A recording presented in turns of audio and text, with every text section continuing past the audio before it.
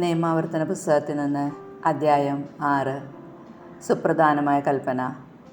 നിങ്ങൾ അവകാശമാകാൻ പോകുന്ന ദേശത്ത് അനുഷ്ഠിക്കേണ്ടതിന് നിങ്ങളെ പഠിപ്പിക്കാൻ നിങ്ങളുടെ ദൈവമായ കർത്താവ് എന്നോട് ആജ്ഞാപിച്ച കൽപ്പനകളും ചട്ടങ്ങളും നിയമങ്ങളും ഇവയാണ്. നിങ്ങളും നിങ്ങളുടെ മക്കളും മക്കളുടെ മക്കളും ഞാൻ ഇന്ന് നൽകുന്ന ദൈവമായ കർത്താവിൻ്റെ ചട്ടങ്ങളും പ്രമാണങ്ങളും അനുസരിച്ച് ജീവിതകാലം മുഴുവൻ അവിടുത്തെ ഭയപ്പെടുന്നതിനും നിങ്ങൾക്ക് ദീർഘായുസ്സുണ്ടാകുന്നതിനും വേണ്ടിയാണ് ഇവ.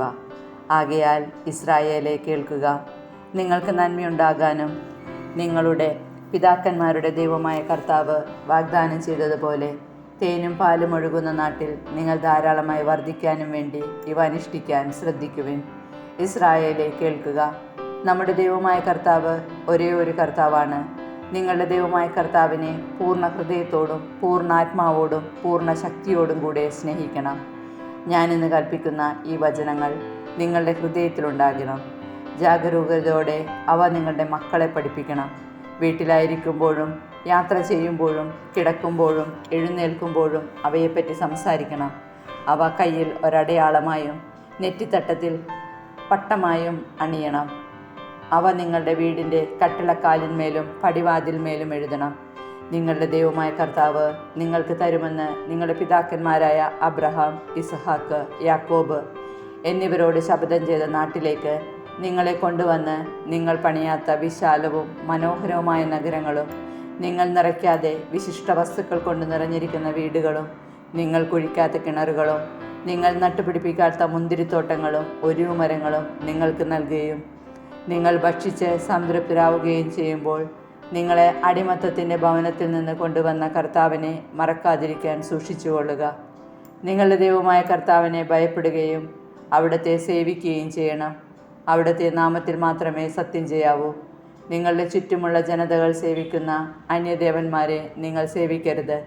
സേവിച്ചാൽ അവിടുത്തെ കോപം നിങ്ങൾക്കെതിരായി ജ്വലിക്കുകയും നിങ്ങളെ ഭൂമുഖത്ത് നിന്ന് നശിപ്പിച്ചു കളയുകയും ചെയ്യും. എന്തെന്നാൽ നിങ്ങളുടെ മധ്യ വസിക്കുന്ന നിങ്ങളുടെ ദൈവമായ കർത്താവ് അസഹിഷ്ണുവായ ദൈവമാണ്. മാസായിൽ വെച്ച് നിങ്ങൾ ചെയ്തതുപോലെ നിങ്ങളുടെ ദൈവമായ കർത്താവിനെ പരീക്ഷിക്കരുത്. നിങ്ങളുടെ ദൈവമായ കർത്താവ് നൽകിയിട്ടുള്ള കൽപ്പനകളും ചട്ടങ്ങളും ജാഗരൂകതയോടെ പാലിക്കണം.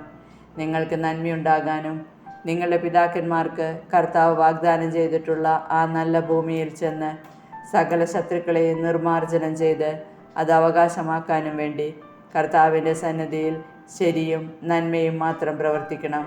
നമ്മുടെ ദൈവമായ കർത്താവ് നിങ്ങളോട് കൽപ്പിച്ചിട്ടുള്ള പ്രമാണങ്ങളുടെയും ചട്ടങ്ങളുടെയും നിയമങ്ങളുടെയും അർത്ഥം എന്താണെന്ന് നിങ്ങളുടെ മക്കൾ ഭാവിയിൽ ചോദിക്കുമ്പോൾ നിങ്ങൾ പറയണം. ഈജിപ്തിൽ നമ്മൾ ഫറവോയുടെ അടിമകളായിരുന്നു. തൻ്റെ ശക്തമായ കരത്താൽ കർത്താവ് നമ്മെ ഈജിപ്തിൽ നിന്ന് മോചിപ്പിച്ചു കൊണ്ടുവന്നു. നമ്മുടെ കൺമുൻപിൽ വെച്ച് അവിടുന്ന് ഈജിപ്തിനും ഫറവോയ്ക്കും അവൻ്റെ കുടുംബം മുഴുവനുമെതിരായി മഹത്വം ഭയാനകവുമായ അടയാളങ്ങളും അത്ഭുതങ്ങളും പ്രവർത്തിച്ചു. അനന്തരം നമ്മുടെ പിതാക്കന്മാർക്ക് അവിടുന്ന് വാഗ്ദാനം ചെയ്തിരുന്ന ദേശത്തേക്ക് നമ്മെ നയിക്കാനും അത് നൽകാനുമായി നമ്മെ അവിടെ നിന്ന് കൊണ്ടുപോന്നു. നമ്മുടെ ദൈവമായ കർത്താവിനെ ഭയപ്പെടാനും അങ്ങനെ നമുക്കെന്നും നന്മയുണ്ടാകാനും ഇന്നത്തെ പോലെ നാം ജീവിച്ചിരിക്കാനും വേണ്ടി അനുസരിക്കണമെന്ന് കർത്താവ് കൽപ്പിച്ച ചട്ടങ്ങളാണിവ. നമ്മുടെ ദൈവമായ കർത്താവ് കൽപ്പിച്ചിട്ടുള്ളതുപോലെ അവിടുത്തെ മുമ്പാകെ ഈ കൽപ്പനകളെല്ലാം ശ്രദ്ധാപൂർവം പാലിച്ചാൽ നാം നീതിയുള്ളവരായിരിക്കും.